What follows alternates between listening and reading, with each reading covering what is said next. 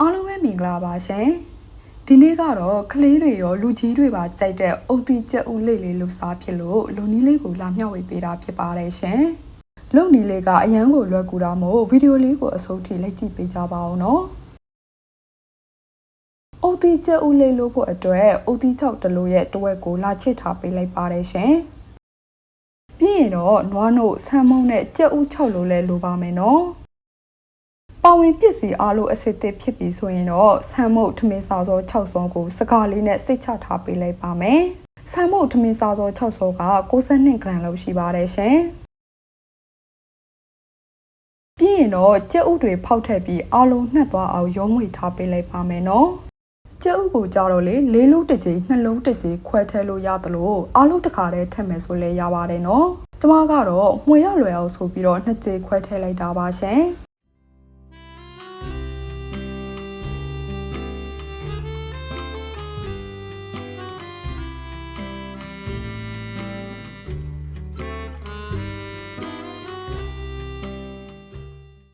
အားလုံးတမသွားအောင်ရုံးဝေပြီးသွားရင်တော့စကားလေးနဲ့ထပ်စစ်ပေးလိုက်ပါမယ်နော်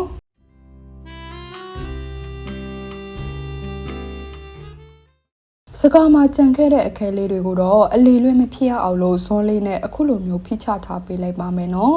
စကားနဲ့စစ်တာကလေအခုလိုမျိုးအခဲလေးတွေမုံနှင်းရည်ထဲမှာပါသွားအောင်လို့ပါတကယ်လို့မုံနှင်းရည်ထဲမှာဒီလိုအခဲလေးတွေပါသွားလို့ရှိရင်ပိုထွက်မလှပဲနဲ့ပေါက်ပြဲတာမျိုးဖြစ်တတ်ပါတယ်ရှင်အခုလိုမျိုးစကားလေးနဲ့စိတ်လိုက်တော့ရလာတဲ့မုံနှင်းရည်လေးကပို့ပြီးတော့ချောချောမွေ့မွေ့လေးဖြစ်သွားတာပေါ့နော်ပြီးရင်တော့နွားနို့ထမင်းဆောင်ဆယ်စုံကိုလည်းထည့်ပေးလိုက်ပါမယ်ရှင်ဒီနေရာမှာနွားနို့ကိုဘက်တစ်စိမ့်မဆိုတိုးလို့ရပါတယ်နော်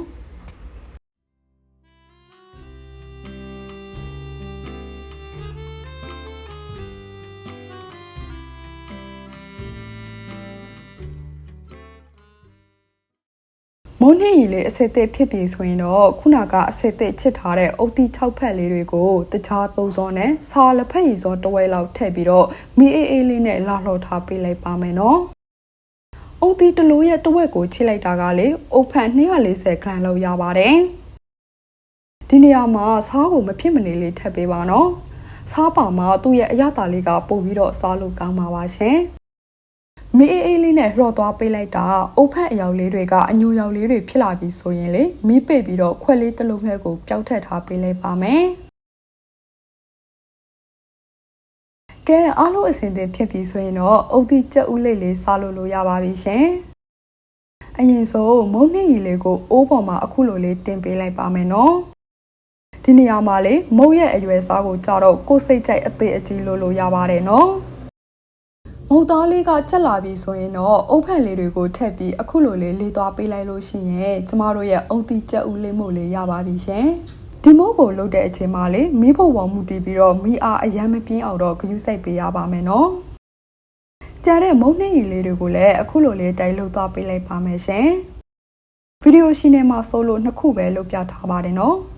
ကဲအခုဆိုရင်တော့ကုတ်ကြစရိတ်တက်တာပြီးခလီရောလူကြီးပါကြိုက်တဲ့အုတ်တီကြက်ဥလေးရပါပြီရှင်